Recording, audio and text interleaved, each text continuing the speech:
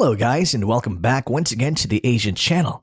And today we are going to talk about India test-fired their new nuclear-capable K-4 medium-range SLBM or submarine-launched ballistic missile from the INS Arigat, their second domestically built nuclear ballistic missile submarine or SSBM.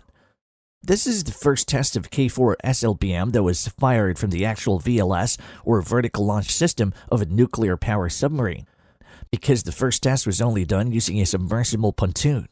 Although the Indian Navy didn't announce if the missile test achieved all its mission parameters and whether it was considered a 100% successful launch, the test was carried out of the Bay of Bengal. The Indian Navy made a notice to air mission or NOTAM at a 3,490-kilometer corridor.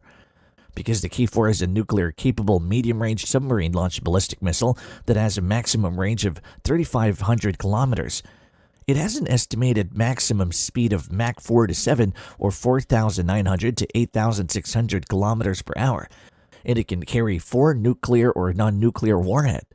The K-4 is not as long-range compared to the American Trident and Chinese JL-4 ballistic missile, but it doesn't need to because, unlike those two countries, which plans for global domination, India only cares about its regional threat and security. The K-4 puts all of Pakistan and majority of Chinese mainland within its striking range. The K-4 SLBM is an improvement to the older submarine-launched ballistic missile that India previously relied on, the K-15 missile with only a 750-kilometer range. So it can't hit major targets in Pakistan and especially in China, forcing the submarine to get closer to coastal area of those countries and be at risk. China, which India's driving force to the creation of the K-4 SLBM, because at the moment, India sees China as its biggest threat, and China is largely expanding its military might, and especially its nuclear arsenal yearly. Although the threat of India is not the biggest reason why China is rapidly growing its military might, but mainly its goal to surpass the United States' global domination.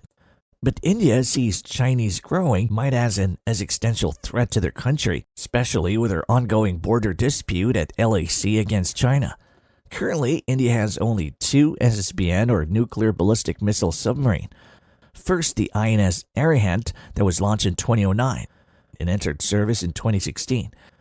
And the second, the INS Arigat, which was launched in 2017 and entered service in 2023. And now they're hoping that the third INS Haman will be commissioned in 2025. India plans to have at least 5 nuclear ballistic missile submarine or SSBM.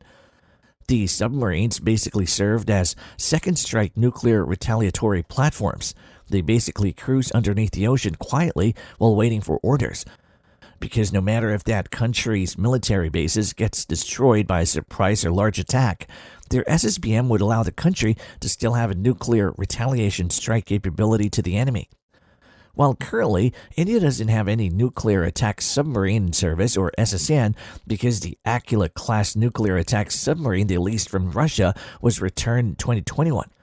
But they are negotiating to lease another Aquila class, and they also plan to produce at least 6 nuclear attack submarine in the future through the Project 75 Alpha. Also, currently India has 16 operational diesel-electric submarines. Majority are the 4 German-origin Shishumar class and the 6 French Calvarin class. And they currently are in the process of commissioning 2 more Calvarin class and plans to add additional 6 advanced diesel-electric submarine in the future. India, which currently has a no first-use nuclear policy, it means they would only use nuclear weapon to the enemy if they were attacked with nuclear weapon first. The same doctrine similar to the Chinese.